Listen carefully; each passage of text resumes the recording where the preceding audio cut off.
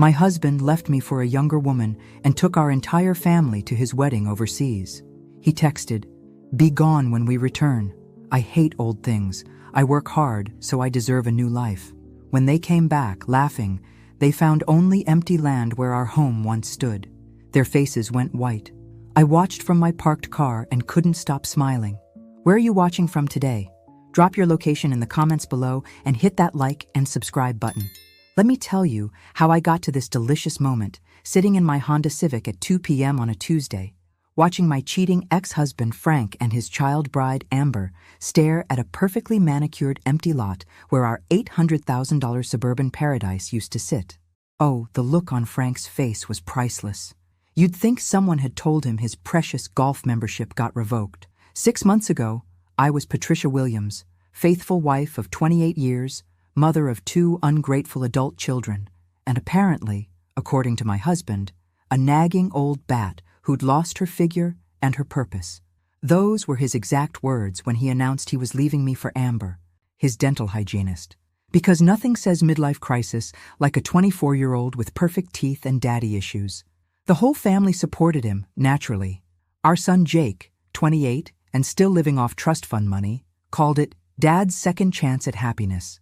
Our daughter Sophie, 26 and working as a social media influencer, which means she takes selfies for a living, actually helped plan the destination wedding in Tuscany. "Mom, you have to understand," she'd said, painting her nails while delivering this profound wisdom. "Dad's been unhappy for years. Amber makes him feel young again." I wasn't invited to the wedding, obviously. Frank made that crystal clear when he moved out. "Patricia, I need you gone when we get back. Start fresh somewhere. Maybe Florida, where old people go." He'd actually laughed at his own joke while loading his golf clubs into Amber's pink Jeep. I hate old things. I work hard, so I deserve a new life. But here's what Frank didn't know about his old wife. I'd been planning for this day since the moment I found Amber's thong in his gym bag 3 years ago. See, Frank thought he was clever, but I'd been handling our finances for decades.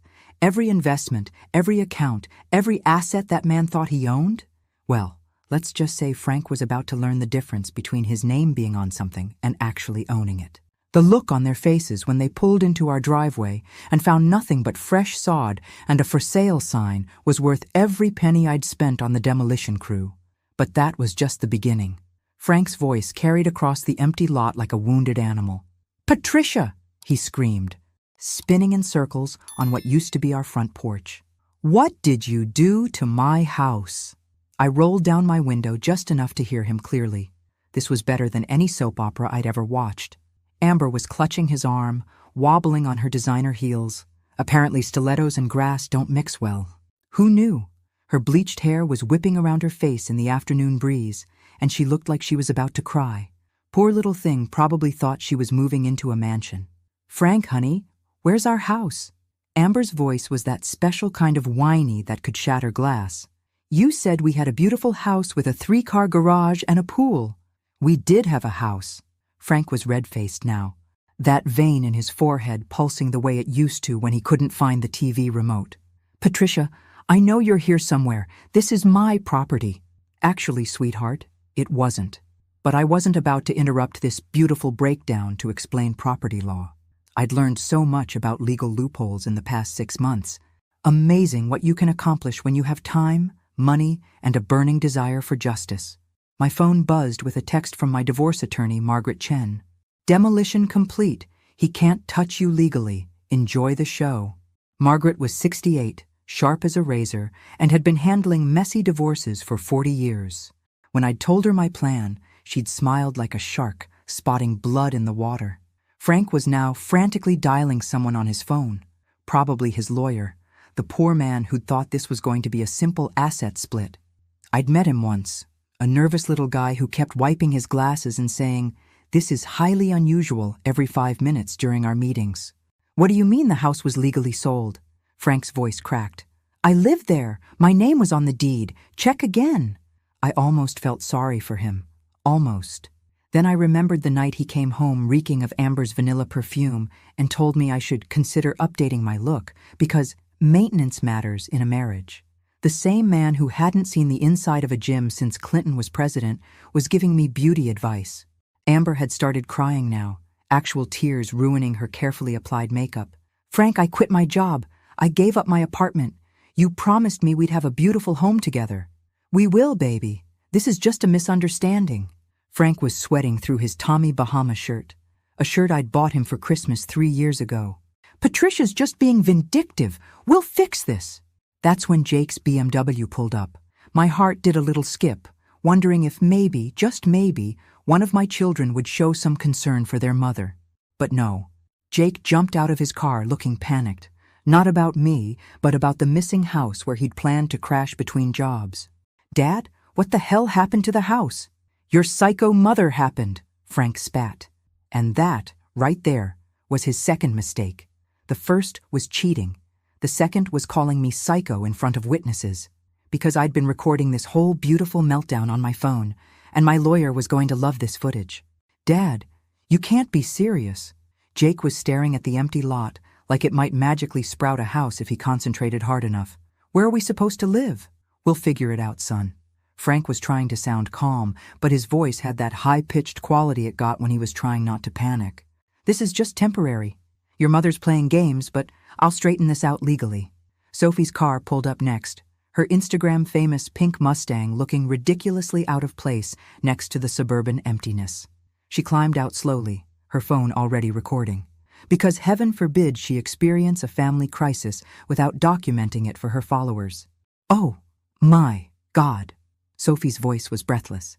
"Dad, this is totally insane. My childhood home is just gone?"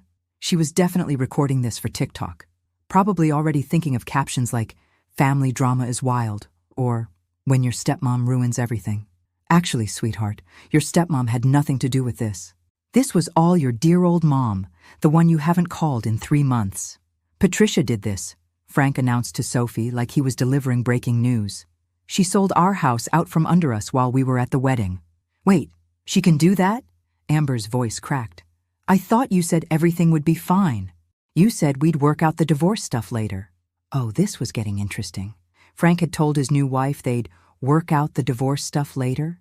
That suggested they hadn't actually gotten married overseas, which would mean Amber had quit her job and given up her apartment to move in with a man who was still legally married to someone else. Poor planning, really. Of course she can't do that. Frank was lying now, and we all knew it. "I'm calling my lawyer right now. This is theft. This is fraud. This is legal," I said, rolling down my window completely and stepping out of my car. They all turned to stare at me like I'd just materialized from thin air. Frank's mouth actually dropped open. Amber took a step backward. Jake looked confused, which wasn't unusual for Jake, and Sophie immediately turned her phone camera toward me. "Hello, family," I said pleasantly, smoothing down my new haircut. I'd gone shorter and blonder, and judging by Frank's expression, it looked good on me. "How was Italy?" "Patricia, what have you done?" Frank's voice was strangled. "I sold my house." I kept my tone conversational, like we were discussing the weather. "Demolished it, actually. The new owners wanted to start fresh with the lot. Can't say I blame them. The previous owner had terrible taste in furniture." "Your house?" Frank's face was turning purple now. "That was our house. We bought it together." "Actually, Frank, we didn't." I pulled out a folder from my purse, the same purse he'd called matronly last Christmas. "See, when you started your affair 3 years ago, I got curious about our finances. Imagine my surprise when I discovered that the house was purchased entirely with inheritance money from my parents. My name was the only one on the original deed." The silence stretched out like a rubber band about to snap. "That's impossible," Frank whispered. "Your name was added later, as a gift, when I thought we had a solid marriage. But gifts can be revoked under certain circumstances. Adultery, for instance." I smiled sweetly at Amber, who was looking increasingly confused and slightly sick. "Frank, what is she talking about?" Amber's voice was small now. That's when I decided to drop the first bomb. "Oh, honey, didn't he tell you? Frank and I are still married." The color drained from Amber's face so fast I thought she might faint. "Still? Married?" "Very married," I confirmed cheerfully. "You see, Frank told everyone you two got married in Italy, but what he didn't mention is that you can't actually get married when you're already married to someone else. That's called bigamy, and it's illegal in most civilized countries. Frank? Amber's voice was barely a whisper. Frank, tell her she's lying. Frank opened and closed his mouth like a fish gasping for air. Sophie had stopped recording and was staring at her father with growing horror. Even Jake, who could usually sleep through a tornado, was looking alert. We were going to. The paperwork got complicated. Frank was stumbling over his words like a drunk man trying to walk a straight line. What paperwork? I asked innocently. The divorce paperwork I never signed? The paperwork your lawyer never sent me? Or maybe you mean the marriage license that doesn't exist because you're already married to me? This was the part I'd been looking forward to for months. You see, Frank had spent so much energy planning his romantic Italian getaway that he'd forgotten about tiny details like actually filing for divorce. He'd assumed I'd just quietly disappear, sign whatever papers he eventually got around to sending me, and let him live his best life. Men like Frank always assume women like me will just roll over and play dead. We're supposed to be grateful for 28 years of marriage to someone who thinks Hooters is fine dining and considers scratching himself in public a form of self-expression. So you two had a commitment ceremony, I continued, enjoying the way Frank was sweating. Very sweet. Totally meaningless legally, but sweet. You bitch! Amber finally found her voice, and it was shrill enough to wake the neighbors. You ruined everything. We had plans. We were going to be happy. Were you now?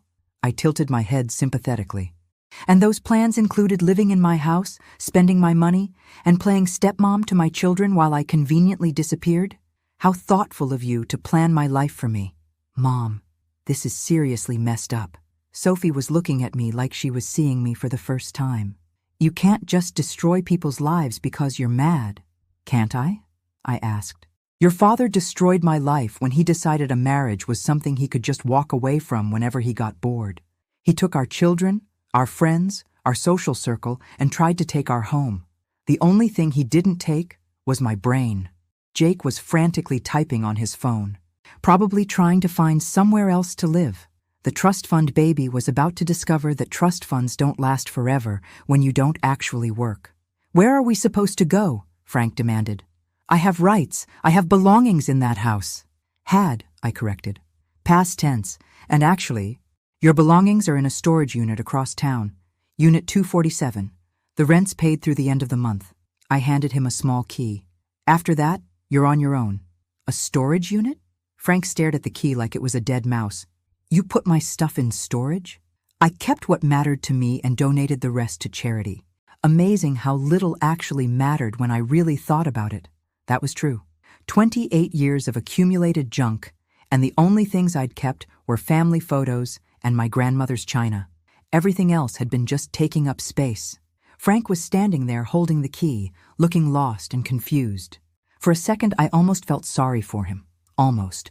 Then Amber opened her mouth again. This isn't over, you crazy old bat. And that's when I smiled my biggest smile of the day, because Amber had just made her first serious mistake. She'd threatened me in front of witnesses while I was recording. My lawyer was going to have a field day with this.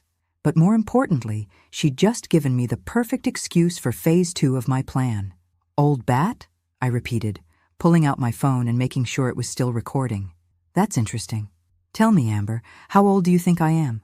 Old enough to be completely desperate and pathetic. Amber was really getting wound up now. Her perfect little face twisted with rage.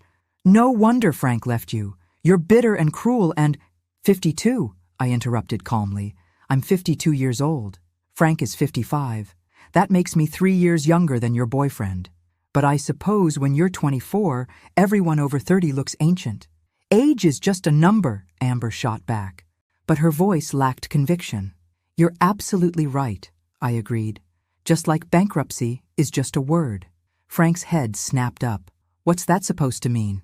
Oh, did I not mention? I checked my watch like I was running late for an appointment. Frank, honey, you remember that business loan you co-signed last year? The one for Jake's brilliant cryptocurrency startup? Jake went very still. Mom, you wouldn't. Wouldn't what? Call in the loan that's 3 months overdue? The loan that you personally guaranteed with your father's signature?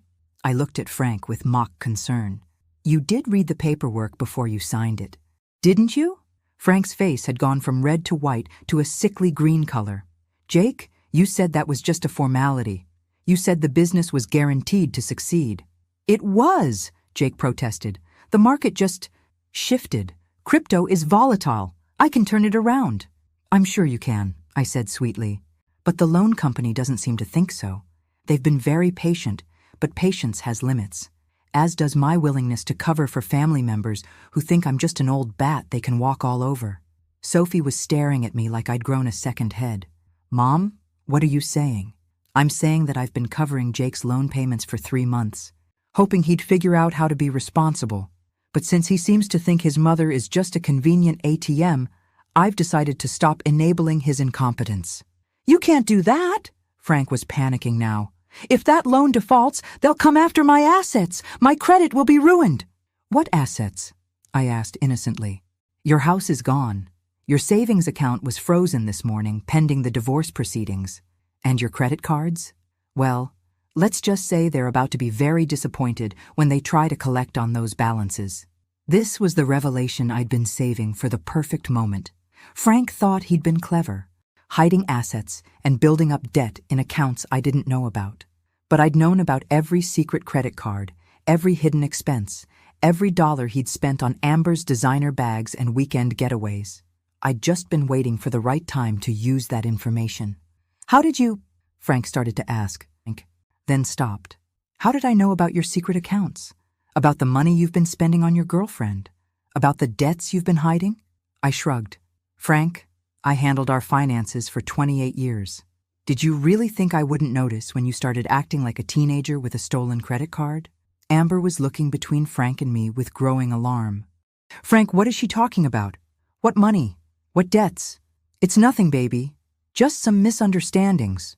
$43,000 in credit card debt," I announced cheerfully. "All in Frank's name, of course. Amazing how quickly expenses add up when you're trying to impress a young woman. Jewelry, vacations, that adorable pink Jeep. You bought me that Jeep for my birthday." Amber whirled to face Frank. "You said it was paid for." "It is paid for," Frank insisted. "I mean, it will be. The payments are totally manageable. $647 a month, I added helpfully, plus insurance for a 24-year-old driver in a high-risk vehicle category. That's another $300 a month.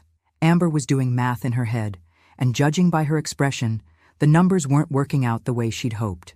"Frank," she said slowly, "you told me you were wealthy. You said money wasn't a problem. It's not a problem.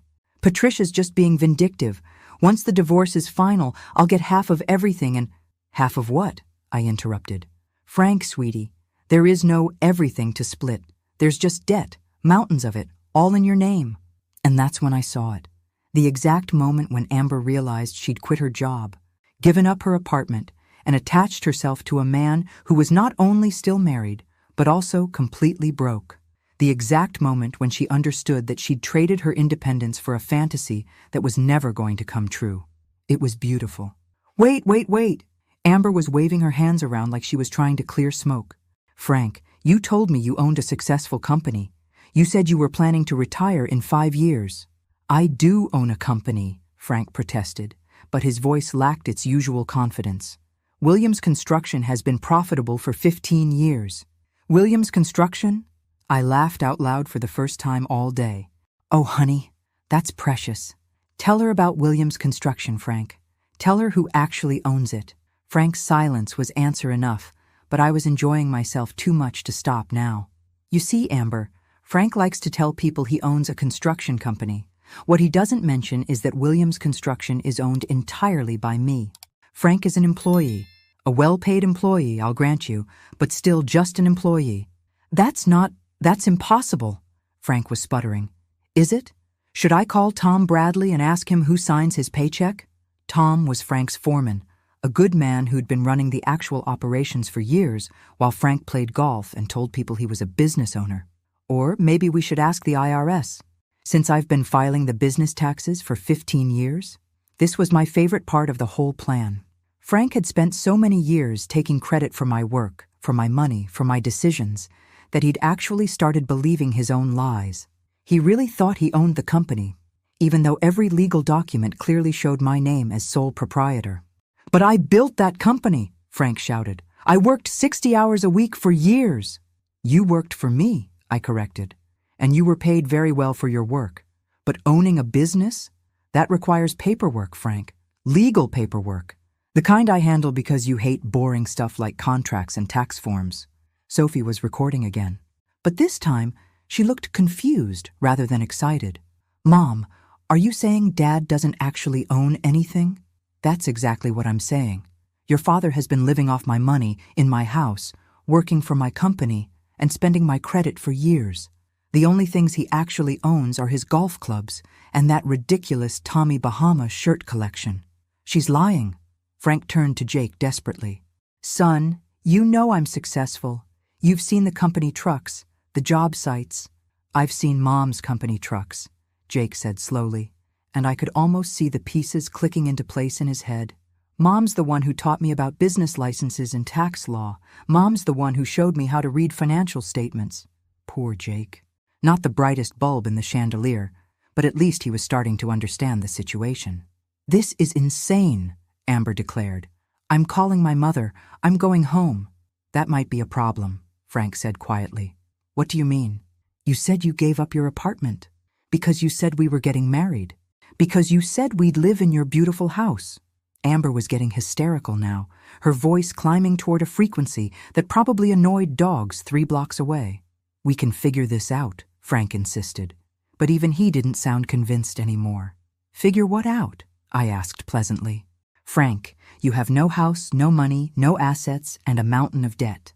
Amber has no job, no apartment, and apparently no legal relationship with you despite what she thought was a wedding. Jake has a failed business and a loan he can't pay back. Sophie has, well, actually Sophie has her influencer career, so she's probably fine." "Thanks, Mom," Sophie muttered. "You're welcome, sweetheart." I looked around the group, all of them staring at me like I was some kind of alien life form. "This has been fun, but I have an appointment with my lawyer in an hour. We're finalizing the divorce papers and discussing the restraining order." "Restraining order?" Frank's voice cracked. "Oh yes. You see, when you sent me that text telling me to be gone when you returned, and when you called me a nagging old bat in front of witnesses, and when your girlfriend here called me a crazy old bat and said, 'This isn't over,' well, that constitutes harassment, possibly threatening behavior." Amber had gone very quiet. Smart girl. Unfortunately for her, it was too late for quiet. "Margaret thinks we have an excellent case for a restraining order that would prevent any of you from contacting me, coming within 500 feet of my new residence, or attempting to interfere with my business operations." "Your new residence?" Frank asked weakly. I smiled and pulled out my car keys. Did I not mention? I bought a lovely condo downtown. Cash purchase, of course. Gated community, excellent security, and absolutely no space for ungrateful children or cheating husbands. That's when I delivered the final blow of Phase 2. "Oh, and Frank, you might want to check your email. The divorce papers were filed this morning. Since you never responded to any of the previous notifications, and since you've been committing adultery for 3 years, this is going to be what's called an uncontested divorce. I get everything, you get nothing, and your girlfriend gets to learn what it's like to date a broke, homeless, middle-aged man with terrible credit." I climbed back into my Honda Civic and started the engine, rolling down the window one more time. "Have a wonderful day, everyone. And remember, I work hard too, so I deserve my new life." As I drove away, I could see them in my rearview mirror, standing on the empty lot like survivors of some natural disaster, trying to figure out what had just hit them. But I wasn't done with them yet. Phase 3 was going to be even better. 3 weeks later, I was sitting in my new downtown condo, sipping wine on my balcony overlooking the city lights, when my phone started ringing. The caller ID showed Jake's number, and I actually debated whether to answer. But curiosity got the better of me. "Hello, Jake." "Mom, we need to talk." His voice sounded different. Tired. Defeated, maybe. "Can I come over?" "I'm sorry, but that's not possible. There's a restraining order. Remember? You'd have to stay 500 feet away from my building." "Mom, please. I know we screwed up. I know Dad screwed up. But this is getting out of hand." I took another sip of wine. Through my floor-to-ceiling windows, I could see the city sparkling below me like a jewelry box. My new life was beautiful, quiet, and completely mine. What exactly is getting out of hand, Jake? Everything. Dad's sleeping in his car. Amber moved back in with her parents and won't take his calls. Sophie's pretending this whole thing never happened, but she's getting dragged on social media because someone posted video of the empty lot thing. How unfortunate. I didn't feel even a little bit sorry for any of them. And the loan company, they're really aggressive, Mom. They're calling Dad at work, at your company, and they're threatening to garnish his wages. That's how debt collection works, Jake. You borrow money, you pay it back. If you don't pay it back, they make you pay it back. Simple concept. But he can't afford the payments. Not with rent and car payments and everything else. This was the part I'd been waiting for. The part where they'd come crawling back, realizing exactly how much I'd been holding their lives together. Jake, let me ask you something. When your father was living in my house, eating food I bought, driving cars I paid for, and working at my company, how much did he contribute to household expenses? Silence on the other end of the line. I'll tell you how much. 0. Frank hasn't paid for his own living expenses in over a decade. Everything he earned went toward his hobbies, his toys, his girlfriends. I paid the mortgage, the utilities, the insurance, the groceries, the maintenance. I subsidized his entire lifestyle while he told people he was a successful businessman. Mom, I didn't know. You didn't want to know. None of you wanted to know where the money came from, as long as it kept coming. You just assumed I'd always be there, always paying the bills, always cleaning up your messes. That's not fair, isn't it? Jake, you're 28 years old. You've never held a steady job, never paid rent, never even bought your own groceries. Your father is 55 and has never balanced a checkbook. Sophie makes money taking selfies, but has never paid her own insurance. You're all financial children. I could hear him breathing heavily on the other end of the line. What do you want us to do? He asked finally. I want you to grow up. I want you to learn what it feels like to work for something instead of having it handed to you. I want you to understand what I felt like for 28 years, being taken for granted by people who were supposed to love me. Okay, I get it. We took advantage. We were ungrateful. But Mom, what's done is done. Can't we move forward? Can't we be a family again? We were never a family. Jake, we were a woman raising 3 grown men who treated her like hired help. That stung, I could tell. Good. Maybe it would motivate him to actually think about his life choices. So what now? You're just going to let Dad be homeless? Let me go bankrupt? Jake, I'm not letting anything happen. You're adults making adult choices and facing adult consequences. This is called real life. But you could help us. You have the money. The company's doing well. And there it was. The real reason for the call. They weren't sorry for how they'd treated me. They weren't interested in making amends or rebuilding our relationship. They just wanted me to fix their problems and write them another check. You're right, I said calmly. I do have money, and the company is doing very well. Tom Bradley is an excellent foreman, and without your father there to interfere with operations, we're actually more efficient than we've ever been. Wait, what do you mean, without Dad there? Oh, that was interesting. Frank hadn't told them about losing his job yet. Your father was terminated 2 weeks ago, excessive personal calls during work hours, using company resources for personal business, and a pattern of inappropriate behavior that was affecting morale. You fired Dad? I fired an employee who wasn't performing his duties. The fact that he used to be my husband is irrelevant to business operations. Jake was quiet for a long moment. Then, Mom, you're destroying us. No, Jake, I'm letting you destroy yourselves. I'm just not cleaning up the mess anymore. This isn't the mother I know. You never knew me, I said sadly. You knew a woman who was too afraid of losing her family to stand up for herself. You knew someone who would rather be miserable than alone. That woman is gone, and she's never coming back. I hung up before he could respond. Outside my window, the city hummed with life and possibility. My wine was the perfect temperature. My condo was exactly the right amount of quiet, and I had absolutely no one to take care of except myself. It was the best feeling in the world. The next morning, I was reading the newspaper, an actual paper newspaper, because some pleasures are worth preserving, when my building's concierge called up to my unit. Mrs. Williams, there's a young woman in the lobby asking to see you. She says she's your daughter. Sophie. I'd been wondering when she'd make her appearance. Please tell her that I'm not available for visitors, but if she'd like to leave a message, I'll consider it. She says it's urgent, ma'am. Something about her father being in the hospital. My blood chilled for a moment, but then I remembered who I was dealing with. Sophie could make a hangnail sound like a medical emergency if it suited her purposes. Please ask her for details about which hospital and the nature of the emergency. A few minutes later, the concierge called back. She says he's at General Hospital, ma'am. Something about chest pains and stress. She seems quite upset. Despite everything, Frank was still the father of my children. And despite my anger, I wasn't a monster. If he was genuinely ill, that was different from being homeless and broke. Tell her I'll meet her in the lobby coffee shop in 10 minutes. I dressed carefully. Not too formal, but certainly not like someone who was concerned or rushing. If this was a manipulation tactic, I wanted to make it clear that I wasn't falling for it. Sophie was sitting at a corner table when I arrived.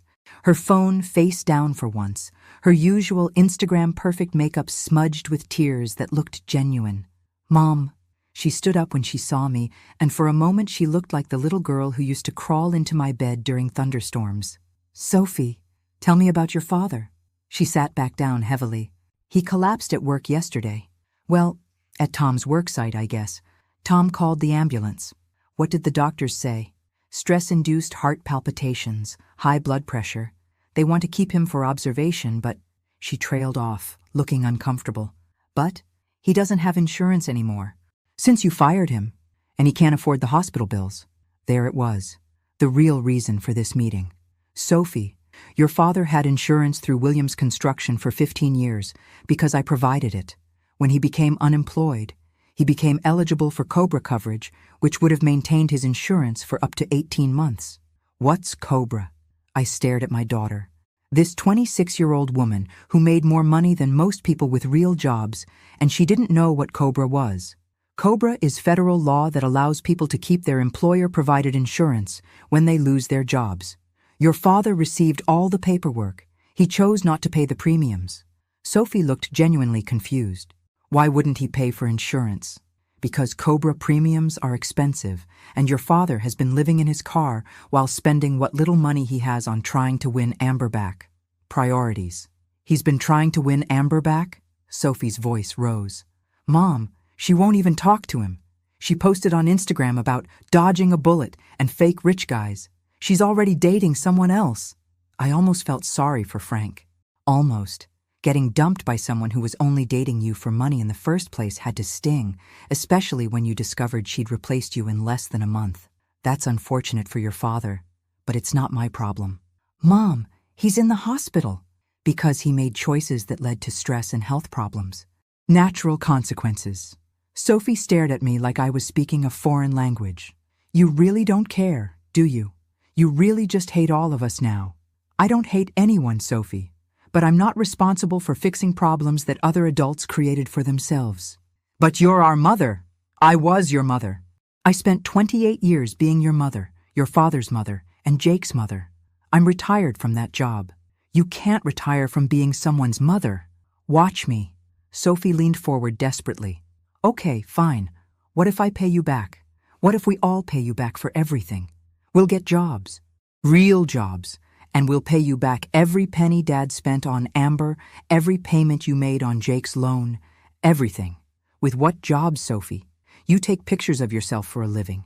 Jake's biggest accomplishment is losing other people's money in cryptocurrency. Your father just got fired from the only job he's had in 20 years.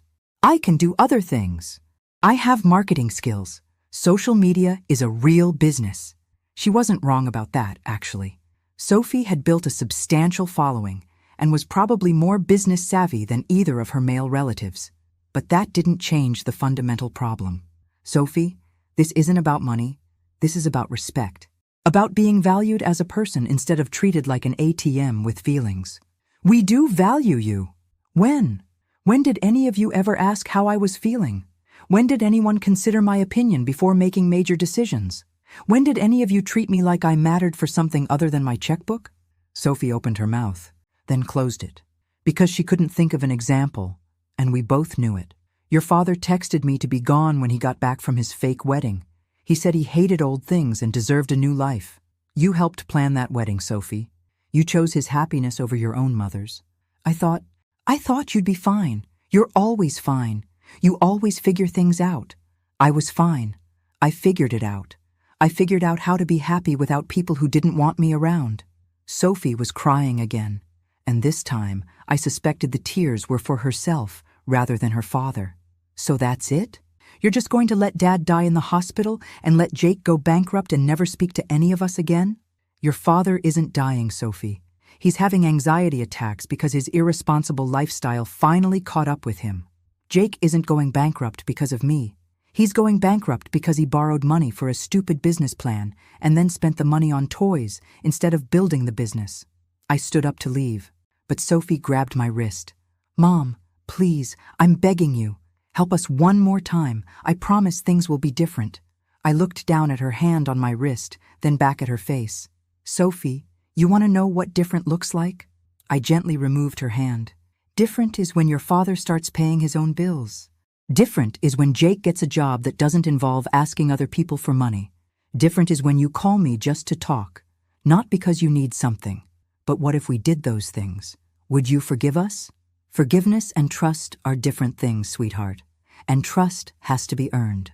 I walked away, leaving her sitting in the coffee shop with her tears and her phone and her sudden understanding that actions have consequences, even when you're young and pretty and used to getting your way. But as I rode the elevator back up to my condo, I couldn't shake the image of Frank in a hospital bed, alone and scared. Because despite everything, some part of me still remembered the man I'd fallen in love with 30 years ago. That was the part I'd have to be most careful about. The part that might still be vulnerable to manipulation. The part that might still want to save people who didn't want to save themselves. That was the part that could ruin everything. 2 days later, Margaret Chen called me with news that changed everything. Patricia, we need to meet immediately.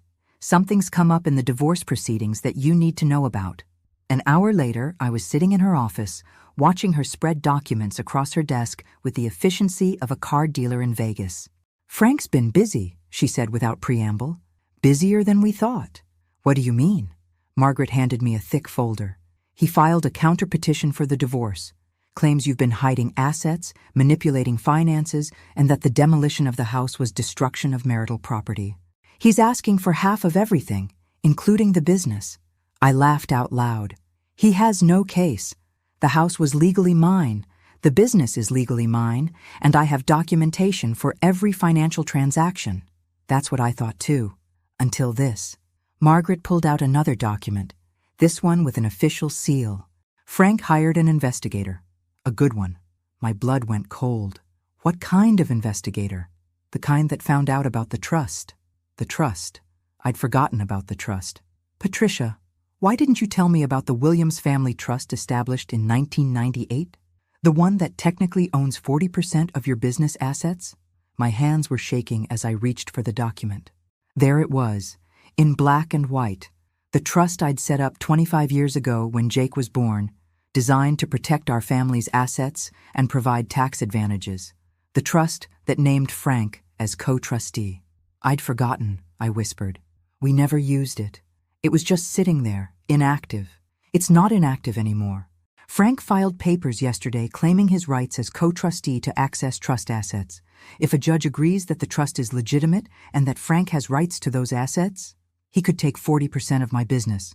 He could take 40% of everything that was purchased or improved using business profits over the past 25 years. Your condo, your savings, your retirement accounts. I felt like I was falling down a very deep hole. Can he do that? Legally? That's what we're going to find out. His lawyer is good, Patricia. Better than I expected. This isn't the simple divorce I thought we were handling. I spent the rest of the day in Margaret's office, going through every document, every contract, every financial record. By evening, the picture was clear and terrifying. Frank might actually win. If the trust was valid, and it looked like it was, and if Frank's rights as co-trustee were upheld, and they might be, then everything I'd worked for, everything I'd built, everything I thought was safely mine could be split right down the middle. There has to be something, I said for the 10th time. Some loophole, some technicality. Patricia, I've been doing this for 40 years. Sometimes bad people win. Sometimes good people lose. Sometimes the law doesn't care about justice. That night I sat in my beautiful condo, looking out at my beautiful view, and realized that I might lose it all. Frank, sleeping in his car and having panic attacks, might end up with half of everything I'd worked for. The irony was spectacular. In trying to punish him for taking me for granted, I'd reminded him that I was worth taking seriously. In trying to show him how much he needed me, I'd shown him exactly how much I was worth. My phone rang. Frank's number.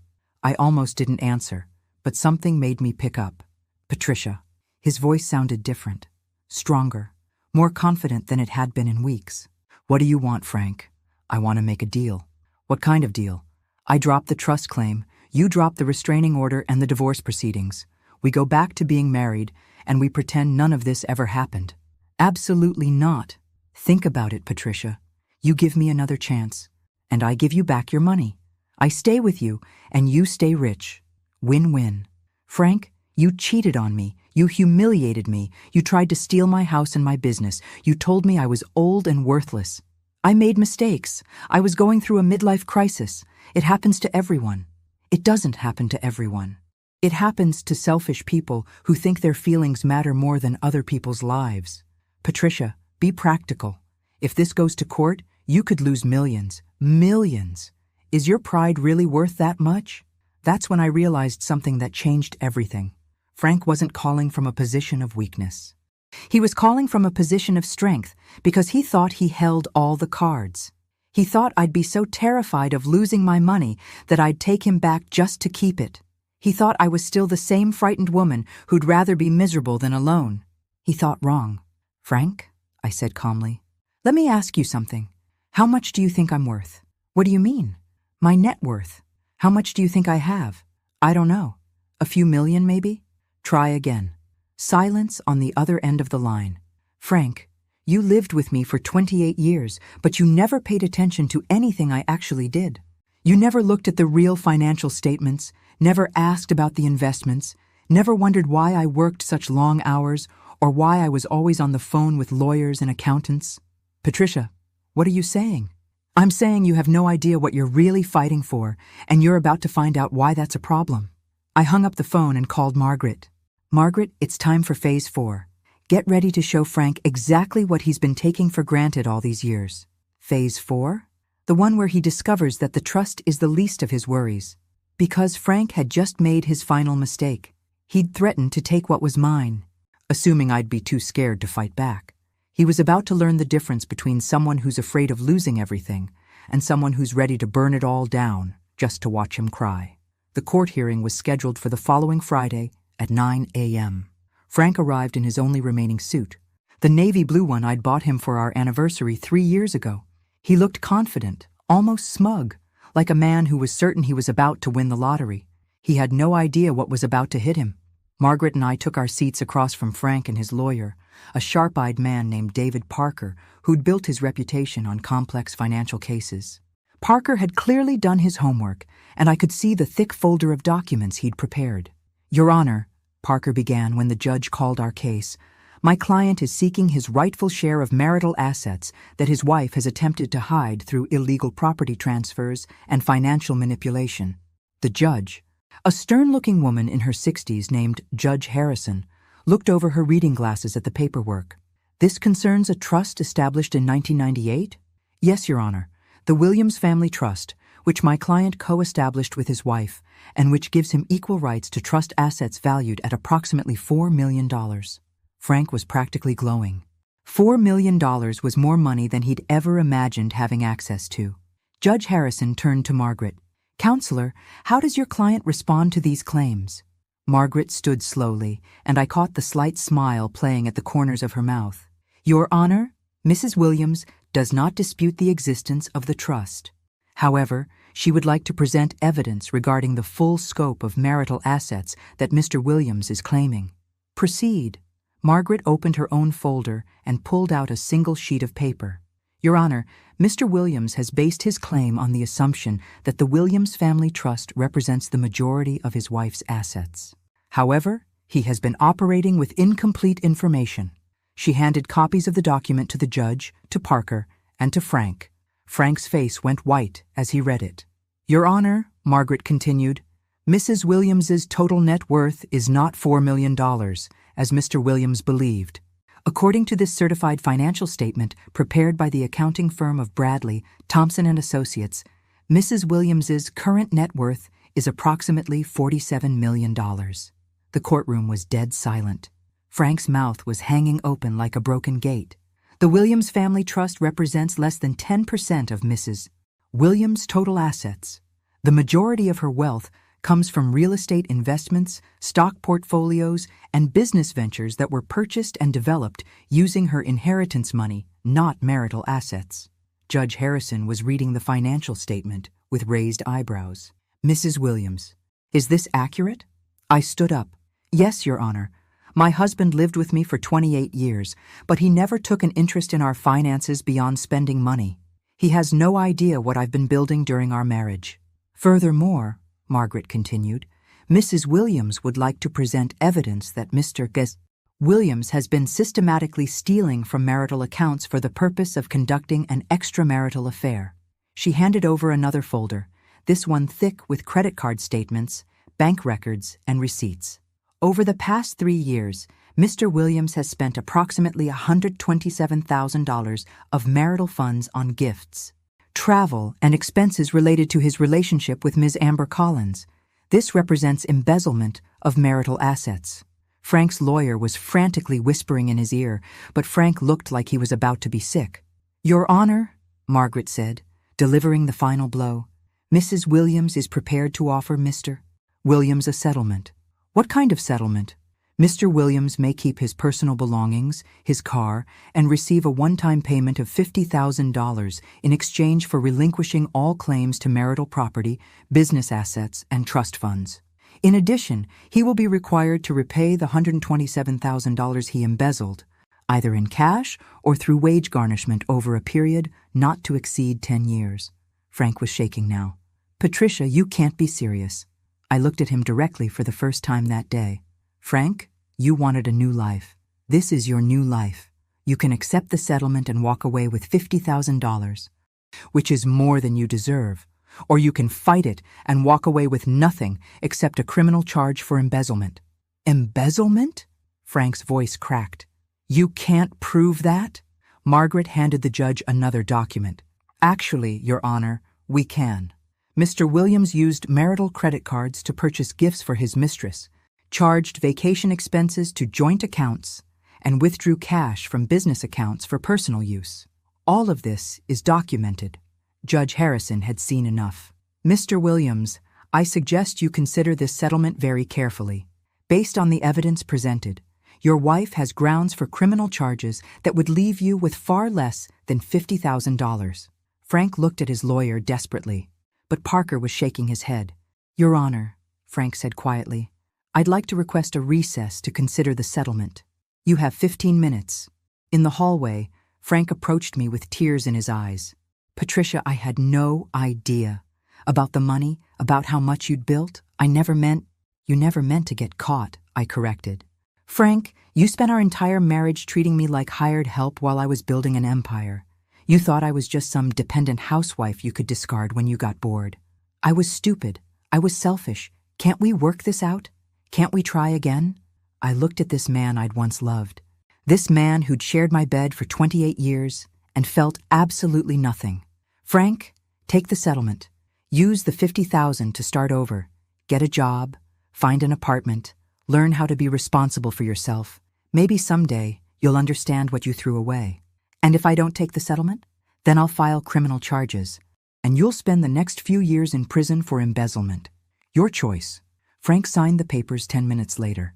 As I walked out of the courthouse, Margaret shook my hand. That was the most satisfying case I've handled in years. How does it feel to be free? I looked up at the afternoon sky, breathed in the cool autumn air, and smiled. It feels like winning. 6 months later, I was sitting on the beach behind my new house, not a condo, but an actual house with a yard and a garden and enough space for the life I was building, when my phone rang. It was Sophie. Mom, I got a job, a real job. Marketing coordinator for a local business. I wanted you to know. That's wonderful, Sophie. How do you like it? It's hard, harder than I expected, but I'm learning things about business, about responsibility, about what it means to earn something instead of just having it handed to you. I'm proud of you. Mom, could we maybe have coffee sometime? I'd like to tell you about the job, and maybe I'd like to get to know you, the real you, not just the mom who fixed everything for us. I looked out at the ocean, watching the waves roll in endlessly, carrying away the old and bringing in the new. I'd like that very much. Really? Really. But Sophie, we go Dutch on the coffee. She laughed, and for the first time in years, it sounded genuine. Deal, Mom. Fair is fair. As I hung up the phone, I realized that this was what victory actually looked like. Not revenge, not punishment, but the simple satisfaction of being valued for who I was instead of what I could provide. I was 52 years old, worth $47 million, and finally completely free. And the best part? I was just getting started. Thanks for listening. Don't forget to subscribe and feel free to share your story in the comments. Your voice matters.